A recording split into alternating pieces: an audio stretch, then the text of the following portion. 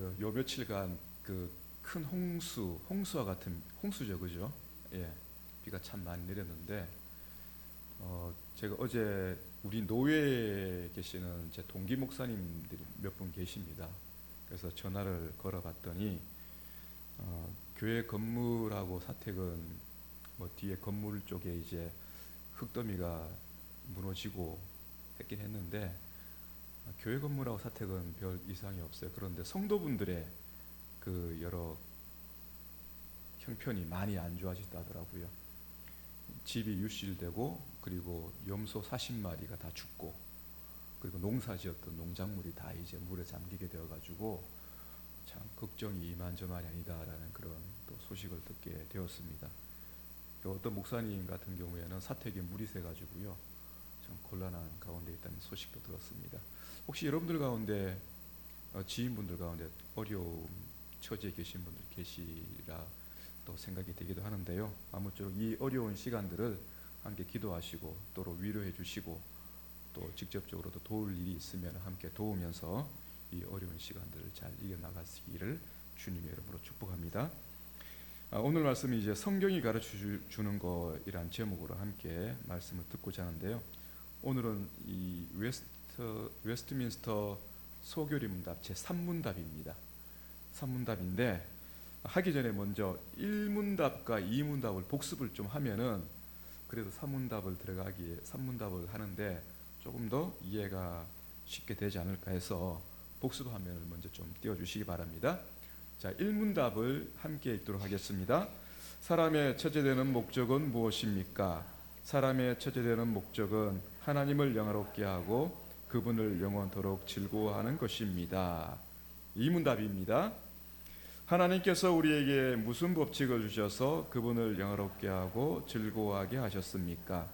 구약과 신약 성경에 기록된 하나님의 말씀은 우리가 그분을 영화롭게 하고 즐거워하는 방법을 가르쳐주는 유일한 법칙입니다. 네, 여기까지가 두 번째 문답의 내용이었습니다. 왜 소교리 문답에서 사람의 제일 되는 목적을 먼저 가르치고 있을까? 그것은 그 당시에 교회가 겪어왔던 여러 가지 상황이 있겠죠. 그리고 성경에서 하나님께서 성경을 통해서 우리에게 가르쳐주고자 하는 그 구원의 목적, 그것하고도 또 일치되는 것입니다. 하나님께서 창세전부터 그리스도 안에서 우리를 구원하시기를 계획하셨고, 그리고 택하시고 거룩하게 하시는 그 일들을 해나가시는 이유가 무엇이냐면은 우리로 하여금 하나님의 영광을 찬송하도록 하기 위한 것이다. 그것이 성경의 주요한 내용이거든요. 그래서 여러 가지 많은 내용이 있겠지만은 교리를 성경의 핵심적인 내용들을 갖다가 우리가 주제를 삼을 때 가장 먼저 앞에 놓을 수 있는 것이 하나님이 먼저 될 수도 있겠지만은, 그러나 사람의 제일 되는 목적이라고 시작한 것은 우리의 존재 이유에 대해서 먼저 가르치기 위한 것이 아닌가, 이렇게 생각을 해보게 됩니다. 그래서 우리의 존재 이유가 무엇입니까? 라는 것이 1문답이었어요. 하나님을 즐거워하고 그분을 영원토록 즐거워하고 그분을 영원롭게 하는 것이죠. 그 영원롭게 하는 그 삶이 우리의 즐거움이 되는 것이고, 우리가 즐겁게 살아가기 위해서는 무엇을 해야 되는 것입니까? 하나님을 영원롭게 해야 된다는 것이죠. 그럼 이것을 우리가 어떻게 할 수 있을까? 우리가 우리의 공로로, 또 우리가 여러 가지 드리는 제물로서 그것이 가능한 것인가? 그것이 아니라고 합니다. 그럼 무엇입니까? 그것을 가르쳐주는 것은 성경밖에 없다라는 것이죠. 그것이 이문답이 가르쳐주는 것이죠. 우리가 하나님께 지음받은 피조물이라면은 그 피조물로서 우리가 존재하는 이유가 무엇인가? 그것을 가르쳐주는 것은 오로지 성경밖에 없다라는 것이에요. 이 성경에 대해서 우리가 알아야 될 4가지가 있다고 그랬죠. 우리의 목적을 분명하게 알려주는 이 성경이 우리에게 주어졌는데, 이 성경에 대해서 우리가 기본적으로 알아야 될 4가지가 있다 했습니다. 그것을 한번 보여주시기 바랍니다. 첫 번째 읽어보겠습니다. 성경은 하나님의 말씀이다. 그렇죠. 하나님께서 우리에게 자신을 계시하실 때 계시의 도구로서, 말씀으로서 우리에게 하나님 자신을 나타내 보이셨다라는 것입니다. 그리고 두 번째 내용이 무엇입니까? 함께 읽겠습니다. 예수님은 성경을 근거로 자신을 증명하셨다라는 것입니다. 그 예수님께서 자기 자신이 그리스도라는 걸 증명하신 그 도구로서 무엇을 사용하셨냐면은 하나님의 말씀이라는 것이. 왜냐하면은 예수님이 이 땅에 오신 그 과정이라는 것은 갑자기 나타난 것이 아니라 창세전부터 하나님께서 계획하신 그 뜻이 말씀으로 우리 인간에게 나타나게 되었는데, 그 말씀으로 우리에게 주어질 때 언약이라는 그 방법을 통해서 우리에게 주어졌다는 것이에요. 그리고 그 언약의 핵심적인 내용이 무엇이냐면은 우리를 구원하기 위한 그리스도에 대한 이야기라는 것이에요. 그리스도에 대한 약속이라는 것이죠. 그래서 하나님께서 언약을 주시고 그 언약 가운데 중심적인 내용이라는 그 그리스도가 누구냐라고 설명한 것이 바로 구약 성경이고, 그 구약 성경을 증거로 해서 예수님 자기 자신이 그리스도이심을 나타내 보셨다는 것입니다. 그리고 세 번째입니다. 성경이 기록된 목적은 우리를 구원하시기 위해서이다. 그렇죠. 언약 가운데 오신 그리스도께서는 우리를 구원하기 위해 오신 하나님의 아들 되신다는 것입니다. 그리고 네 번째는요, 하나님은 성경으로 구원받은 하나님의 사람으로 살게 한다라는 것입니다. 구원받은 우리가 하나님의 사람으로 살아갈 때 여전히 하나님의 말씀으로 살아갈 수 있도록 이 성경을 우리에게 주셨다는 것입니다. 그래서 이 성경을 가지고 우리가 살아갈 때 우리는 하나님을 영화롭게 하는 그 내용을 규칙으로 삼을 수 있는 것이고, 그리고 그 하나님을 영화롭게 하는 그 삶이 우리의 삶의 기쁨이 된다는 것이죠. 그것이 우리 그리스도인들의 삶의 모습입니다. 그럼 오늘 제 3문답을 한번 보도록 하겠습니다. 이어서 계속해서 주어지는 것입니다. 3문답 읽겠습니다. 성경은 주로 무엇을 가르칩니까? 성경은 주로 사람이 하나님에 관하여 믿어야 할 바와 하나님께서 사람에게 요구하신 의무를 가르칩니다. 네. 성경에 대해서 우리가 이렇게 알고 있는데, 하나님께서 이러한 성경의 내용을 크게 두 가지로 요약할 수 있는데요.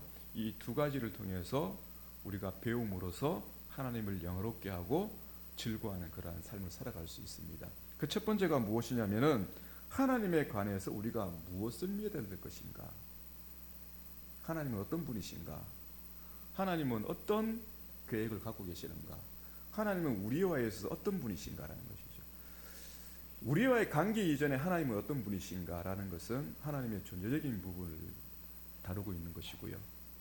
그리고 우리와 관련해서 하나님은 어떤 분이신가라는 것은 하나님께서는 우리의 구원을 위해서 어떤 계획을 갖고 계셨고 그 계획을 어떻게 이루어 나가신가, 그런 부분이죠. 그리고 두 번째입니다. 하나님께서 사람에게 요구하시는 의무. 그냥 우리가 구원받은 데서 그냥 끝나는 것이 아니라 그 구원받은 은혜를 우리의 삶 가운데 구체적으로 경험할 수 있도록 하나님께서 주신 도구가 무엇이냐면은 말씀이라는 것이에요. 여기서 말씀이라는 것은 사랑의 계명이라고 할 수 있는 것이죠. 사랑의 계명이 가르치는 바가 무엇이냐면은 하나님의 사람으로서 어떻게 살아가야 되느냐. 말하자면은 원래 하나님께서 하나님의 형상으로 지음받은 인간이 어떻게 살아가는 모습을 가지냐는 것이에요. 우리가 세속적으로 얘기하자면은, 세속적인 용어로 우리가 사용하자면은 도덕적인 인간을 가리켜요. 도덕적인 인간, 윤리적인 인간을 가리키고 있는 것이죠. 물론 철학의 입장에서 윤리가 있을 것이고, 그리고 다른 모든 종교에서도 윤리적인 측면이 다 있는 것이죠. 그러나 여기서 윤리라는 것은, 성경에서 도덕적이라는 것은 하나님의 계명이 가르치고 있는 도덕성을 가리키고 있는 것이에요. 이것을 또 다른 표현을 한다면은 하나님의 성품이라고 얘기할 수 있는 것이에요. 그래서 성경은 우리의 의무를 이렇게 또 표현하기도 합니다. 그리스도를 닮아가는 삶의 모습이라고 얘기를 하고, 또 한편으로는 하나님을 닮아가는 삶의 모습이라고 그렇게 표현을 하기도 하죠. 그래서 우리가 하나님께 받은 의무에 있어서 이 의무라는 것은 하나님의 성품을 닮아가는 그러한 인간상을 가리키고 있는 것이에요. 그래서 이렇게 하나님에 관해서 하나님께서 우리에게 요구하시는 우리의 의무에 대해서 성경은 두 가지 크게 요약하고 있는데, 이 두 가지를 크게 요약하는 이 내용들을 웨스트민스터 소교리 문답은요 이렇게 우리에게 가르치고 있습니다. 한번 보실까요?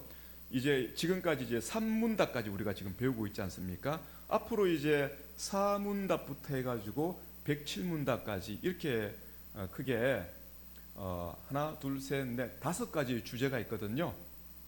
하나님에 대해서 우리가 알아야 될 것이 첫 번째입니다. 사도신경의 내용이에요. 사도신경. 그래서 하나님에 대해서, 그리고 그리스도에 대해서, 그리고 성령에 대해서. 그래서 3문답부터 시작해가지고요 38문답까지 이 사도신경이 가르치고 있는 하나님에 대해서, 그리스도에 대해서, 성령에 대해서 이 3가지 큰 주제를 가지고 이 소교리 문답은 우리에게 성경을 통해서 가르치고 있습니다. 그리고 두 번째는 무엇입니까? 십계명이죠. 우리가 하나님에 대해서 지켜야 될 의무의 내용입니다. 의무의 내용. 하나님에 대해서는 어떠한 삶을 살아야 될 것인가? 그리고 사람들 간에는 어떠한 삶을 살아야 될 것인가? 그것이 십계명으로서 39문부터 시작해가지고요 84문까지의 내용으로 정리되고 있습니다. 그리고 네 번째는요, 이렇게 하나님을 고백하고 사도신경을 통해서 하나님을 신앙하고 그리고 십계명을 통해서 살아가는데 이것으로 다 부족하죠. 왜냐하면 우리가 아무리 하나님을 알고 하나님을 신앙하고 그리고 십계명에 대한 내용을 알고 십계명대로 살아가고자 하지만은 우리의 힘으로는 역부족이라는 것이에요. 그래서 하나님께서는요 말씀을 주셨습니다. 여기서 말씀이라는 것은요 물론 앞에 나와 있는 사도신경의 내용이라든지 십계명의 내용도 되지만은 여기서 이 말씀이라는 것은 구체적으로 어떻게 우리가 이해할 수 있냐면은 우리가 신앙하는 하나님에 대해서 신앙하는 것과 우리가 지켜야 될 그 의무에 대해서 우리가 어떤 상황 가운데서 이것을 가지고 살아야 되냐는 것이에요. 사실 이스라엘의 역사를 보면은 하나님을 알고 십계명을 가지고 살았지만은 그 말씀대로 다 못 살았잖아요. 그렇죠.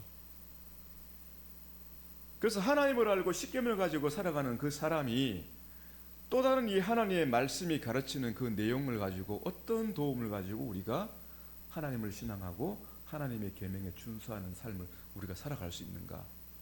그 은혜의 도구로서 우리에게 주어지는 하나님의 말씀을 그렇게 가르치고 있는 것입니다. 그 두 번째가 무엇이냐면은 성례이죠. 성례.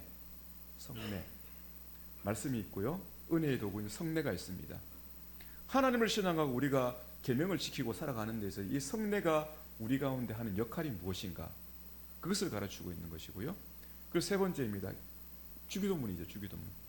기도예요. 기도. 하나님을 신앙하고 계명을 따라가는 살아가는 사람들이 말씀을 가지고 그리고 성례를 은혜의 도구로 우리가 가지고 살아갈 때 과연 기도가 하나님과 우리 사이에서 하는 역할이 무엇인가? 기도는 우리의 신앙의 삶에 있어서 그리고 그리스도인으로 살아가는 데 있어서 우리에게 어떠한 도움을 주는가? 그것이 이 기도 주기도문을 통해서 이 교리문답이 가르치고 있는 내용입니다. 그래서 이러한 소교리 문답의 내용을 가지고 우리가 성경을 이해할 수 있다는 것이에요. 지금 우리가 배우는 것이 무엇입니까? 성경에 대해서 배우는 거거든요. 우리가 소교리 문답을 공부하면 자칫 소교리 문답이 우리에게 이것을 가르치고 있다고 착각할 수가 있습니다. 물론 그렇죠.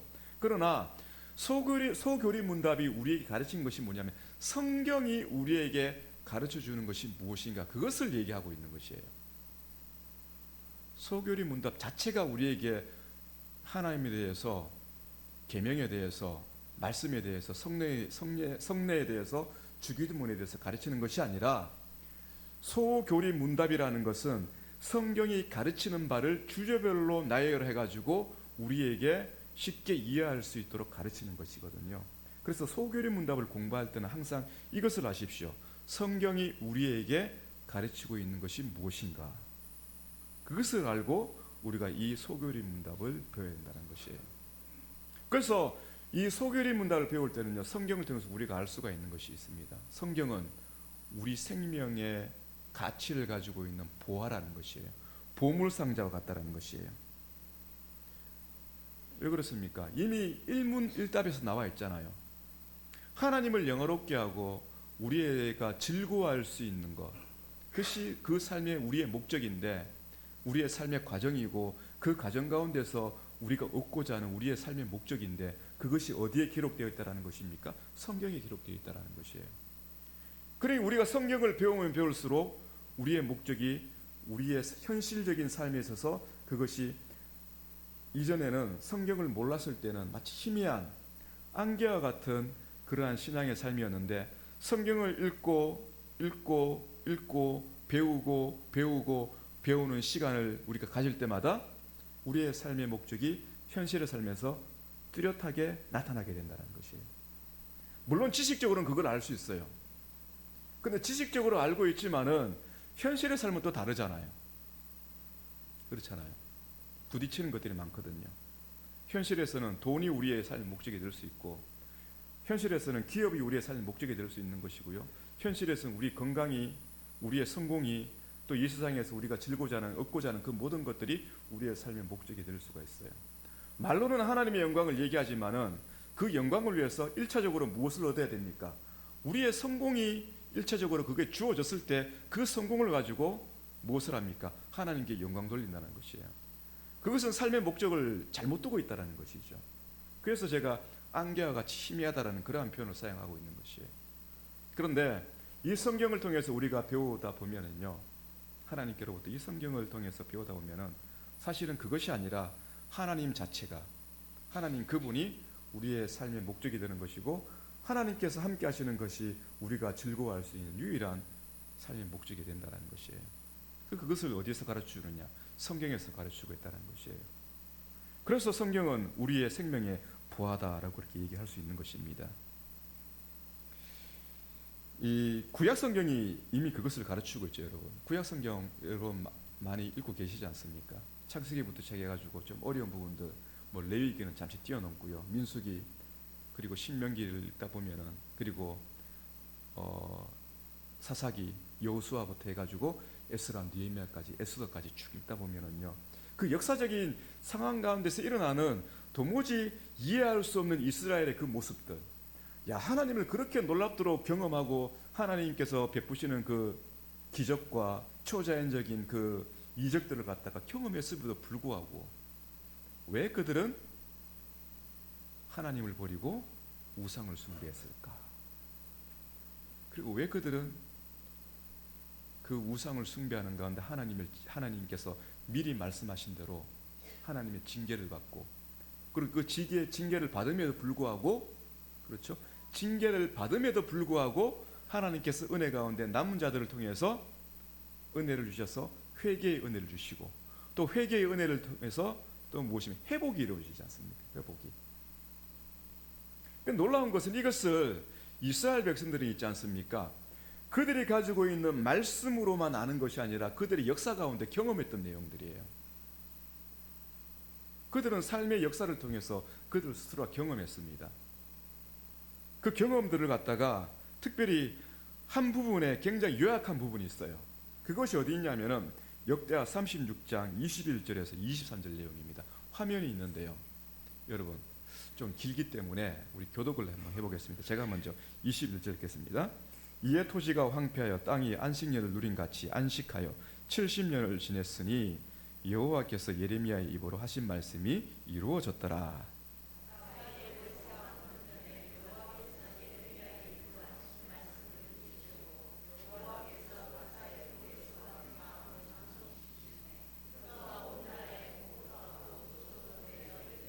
다 같이 바사왕 고레스가 이같이 말하노니 하늘의 신 여호와께서 세상 만국을 내게 주셨고 나에게 명령하여 유다 예루살렘에 성전을 건축하라 하셨나니 너희 중에 그의 백성된 자는 다 올라갈지어다.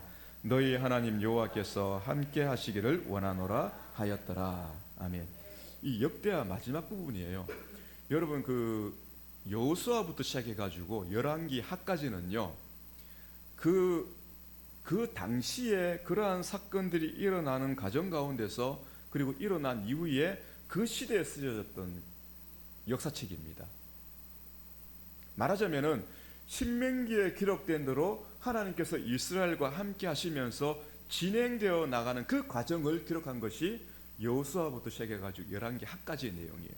근데 역대상하하고 에스라, 느헤미야, 에스더는요, 그 모든 사건들이 지나고 난 뒤에 역대상하 같은 경우에는요, 나중에 포로에서 예루살렘으로 돌아온 그 이후에 기록되어진 역사책이에요.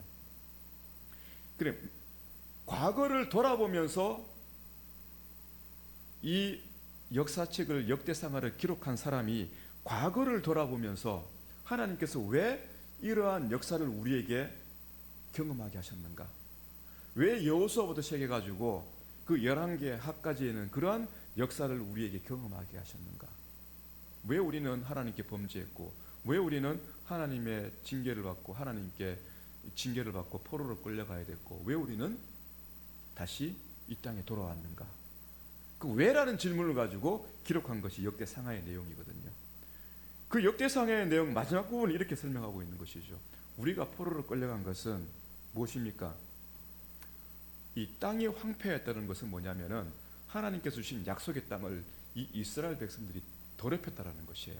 우상 숭배를 하고 도덕적으로 타락하고 인간적으로 포악하고 부패한 그러한 삶을 살아갔다라는 그 표현을 갖다가 이 토지가 황폐하여라는 이 단어로 설명하고 있는 것이거든요. 그 때문에 그들이 포로로 끌려가게 되었고, 그렇지만 하나님께서 다시 용서해 주시고 회복시켜 주셔서 예루살렘 성전을 짓게 하셨는데, 놀라운 사건이 뭐냐면은 그러한 일들이 이스라엘 자체적으로 일어난 것이 아니라 누구에 의해서 시작되었다는 것입니까? 이방인의 왕 고레스에 의해서 시작되었다는 것이에요.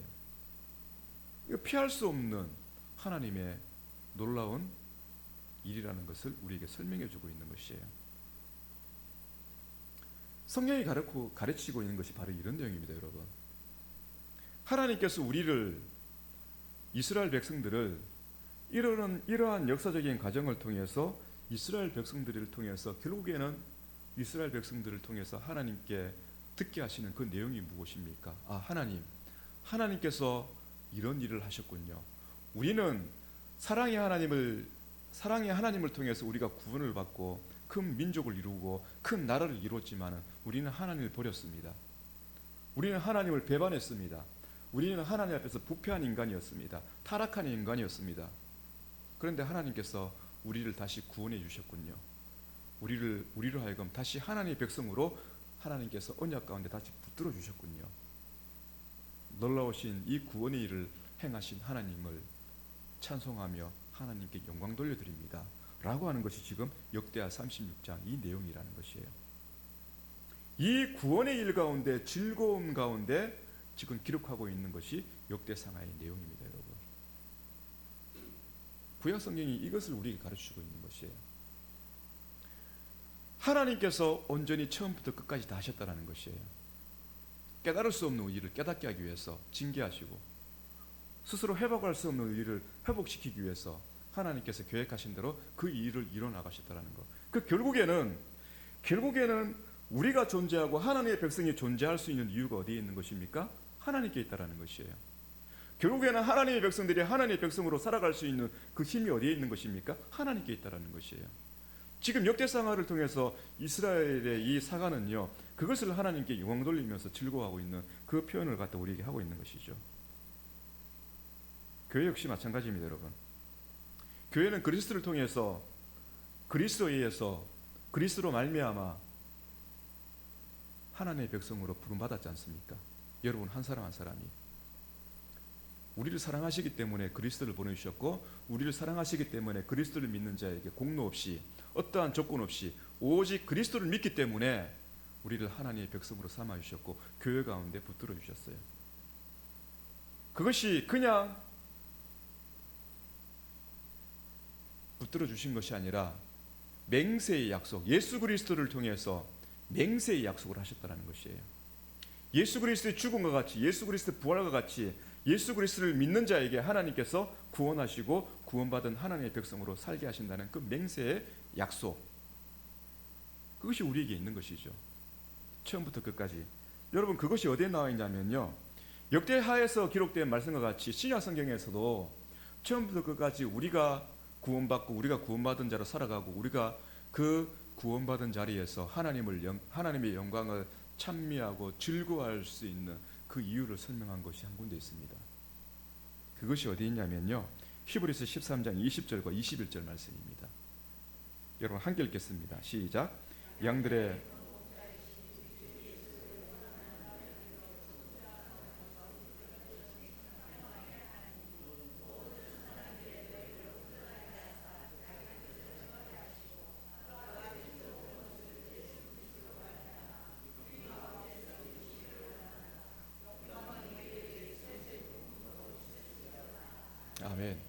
이 히브리서는요, 그 고난과 환난 가운데 있는 교회에게 좀 더 구체적으로 설명하자면 유대인 교회에게, 유대인들 성도들에게 전하는 말씀이거든요. 그래서 그 예수 그리스도께서 분명하게 하나님의 아들 되시고 그리스도이시고 하나님 되심을 쭉 길게 설명하면서, 그렇다면 여러분들이 어떻게 살아야 되겠습니까? 라고 정리하면서 마지막 부분에 이렇게 설명하고 있는 거예요. 마지막 부분에 이 색깔이 있는 부분이 있어요. 제가 다른 거는 다 흰색으로 해놨는데 노란색으로 색깔을 좀 해놨습니다. 주 예수를 영원한 언약의 피로, 그 하나님께서 우리를 언약의 대상으로 부르실 때 우리가 언약을 체결하셨거든요. 그 언약의 중보자가 누구이시냐면은 주 예수 그리스도이십니다. 예수 그리스도의 죽음과 부활을 통해서 우리에게 언약을 주셨는데, 그 언약을 주시면서 하나님이 하신 일이 있는데, 노란색이죠. 하나님이 너희를 온전하게 하사 자기 뜻을 행하게 하시고, 이게 첫 번째. 그리스도를 통해서 구원받은 우리를 하나님께서 온전하게 하셨다는 것입니다. 그리고 온전하게 하실 뿐만 아니라 무슨 일을 하십니까? 자기 뜻을 행하게 하시도록 하신다는 거예요. 우리가 예수 그리스도를 믿고 하나님의 말씀을 가지고 살아가는 성도이지만은 우리 홀로 내버려 두지 아니하시고, 하나님께서 그 말씀을 통해서 우리를 하여금 온전하게 하시고, 또 그 하나님의 뜻을 순종하며 살아갈 수 있도록 하나님께서 그렇게 도우신다는 것입니다. 그리고 두 번째죠. 그 앞에 즐거운 것을 이루시기를 원하노라. 이 기도의 이 축복의 내용이거든요. 축복의 내용이지만 이루신다라고 그렇게 할 수 있습니다. 하나님께서 이렇게 이루십니다, 교회 여러분. 그러니 그 이루시는 은혜 가운데 머물기를 바랍니다 라는 그런 내용입니다. 하나님께서 우리를 온전하게 하시고 하나님의 뜻을 이루어 가지는 그 삶을 살게 함으로써 하나님께서 우리에게 즐거움을 주신다는, 즐거움. 무슨 즐거움입니까, 여러분? 하나님께서 생각하신 것을 갖다가 우리에게 말씀을 통해 주시고, 그 하나님의 생각을 가진 그 말씀을 가지고 우리가 살아갈 때 우리가 하나님께서 갖고 계시는 그 영광스러운 사랑과 즐거움과 안식과 그 영생의 기쁨을 우리에게 동일하게 우리의 현실의 삶 가운데서 하나님께서 주신다는 것이에요. 이것이 우리가 가지는 즐거움입니다. 즐거움. 이 즐거움을 가지고 있는 사람이 무엇입니까? 영광이 그에게 세세무궁토록 있을지어다 라고 찬송할 수가 있는 것이에요. 그리고 우리에게 일어나고 있는 모든 구원의 일들로부터 시작해가지고 현실의 삶 가운데 우리가 겪는 그 모든 삶 가운데서 이루어지는 그 모든 선한 일들을 하나님께서 하신 일입니다. 그러니 하나님께서 영광 받아 주십시오. 이것이 우리의 삶의 기쁨입니다 라고 얘기하는 것이죠. 여러분, 이것이 어디에 기록되어 있다고 합니까? 성경에 기록되어요. 성경에. 그러니 여러분, 성경은요 진리일 뿐만 아니라 우리의 현실의 삶의 보석과 같은 그러한 하나님의 도구입니다. 은혜의 도구예요. 여러분들의 삶이 힘드실 때 성경을 보시기 바랍니다. 믿음이 없다라고 느껴질 때 성경을 보시기 바랍니다. 선악의 가치 판단의 그 혼미한 가운데 있을 때 성경을 보시기 바랍니다. 미래가 장래에 우리의 삶이 보이지 않을 때 성경을 보시기 바랍니다. 하나님께서 지금 나와 함께 계시지 않는다라고 생각될 때에 성경을 보시기 바랍니다. 성경에 우리의 질문에 답이 있습니다. 우리에게 슬픔이 있고 우리의 괴로움이 있을 때 성경을 보십시오. 그 슬픔을 이겨낼 수 있는 기쁨이 성경에 있고요, 그 괴로움을 이겨낼 수 있는 기쁨이 성경에 있습니다. 어디에서 이것을 우리의 삶의 목적과 우리의 삶의 즐거움을 가질 수 있을까요? 그러니 여러분, 성경을 하나의 그 모든 종교가 가지는 경전과 같이 대하지 마시고요, 성경을 내가 필요로 하는 때에만 대하지 마시고요. 자, 히브리서에 보시면은 우리가 조금 전에 읽었지만은 하나님께서 우리를 온전하게 하신다는 것이죠. 온전하게 하신다. 다른 것이 아니라 성경을 통해서 우리를 온전하게 하시는 거거든요. 그리고 우리가 신앙의 경륜에 있어서 1년을 믿고 2년을 신앙생활하고 3년을 믿고 4년을 신앙생활하고 5년을 믿고 6년을 신앙생활하고 시간이 지나면 지날수록 우리가 변하지 않는 이유는 한 가지밖에 없어요. 하나님의 말씀을 우리 머릿속에, 우리 마음판에, 우리의 영혼 가운데 새기지 않기 때문이에요. 말씀이 우리의 의식을 지배하지 않기 때문에, 말씀이 우리의 마음에 감동을 주실 정도로 우리가 말씀을 보지 않기 때문에, 묵상하지 않기 때문에, 말씀과 멀어져 있기 때문에 우리에게는 삶의 변화가 없는 것입니다. 하나님께서는요, 분명히 말씀하셨어요. 계시의 도구로서 말씀이, 하나님의 말씀이 성경에 기록되어 있고요, 이 성경을 통해서 우리에게 구원을 시작해 주시고, 이 성경을 통해서 구원의 삶의 과정에 은혜를 주시고요, 이 성경을 통해서 우리의 미래를 확신 있게 살아갈 수 있는 소망을 주십니다. 우리가 우리의 삶이 고난과 슬픔과 괴로움을 이겨낼 수 있는 그러한 삶을 살지 못하는 것은 말씀을 멀리하기 때문이에요. 우리는 유튜브를 통해서 설교를 많이 들어요, 여러분. 우리 유튜브를 통해서 성경 말씀도 많이 듣습니다. 이 시대를 살아가는 뛰어난 목사님들이 굉장히 많아요. 요즘에는 외국 목사님들도 번역이 돼가지고요, 다 들을 수 있어요. 그죠? 자, 그런데 중요한 것은 듣기는 듣는데 그 들음에 대한 감동은 가지는데 그 말씀을 이 내 앞에 있는 이 성경을 가지고 내 앞에, 눈앞에 있는 이 성경 말씀을 보면서 내 삶의 믿음과 결부시켜야 되는데 그렇게 하지 못하는 것이에요. 그렇게 하지 못하는 것이에요. 안타까운 현대를 살아가는 우리의 모습입니다. 그렇다 보면은 다행히도 복음적인 그런 목사님들의 설교를 들으면 참 좋은데, 그렇지 못한 목사들의 설교도 듣기도 합니다.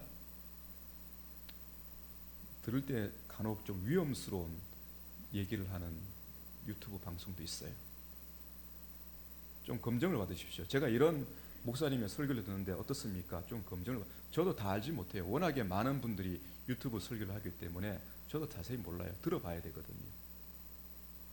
할 수만 있다면은 조심스럽게 유튜브를 들으시기 바랍니다. 할 수만 있다면은 이 교회 가운데 있는 목사들의 설교를 들으시고 그리고 배우시길 바랍니다. 할 수만 있다면은 여러분들이 눈앞에 있는 성경을 읽으시기 바랍니다. 왜 눈앞에 있는 성경을 읽지 않으면서 다른 사람의 얘기는 많이 듣습니까? 좋은 방법이긴 하죠. 그러나 하나님께서는요, 목사이든 장로이든지 권사이든지 집사이든지 아니면 평범한 성도이든지 모든 이들에게 동일하게 은혜를 경험할 수 있는 도구를 주셨습니다. 이 성경 말씀이에요. 여러분, 제가 아이들에게 매일같이 말씀을 묵상하기 위해서 복 있는 사람을 줍니다. 성경책 이외에 성경책을 읽기만 하잖아요, 그죠?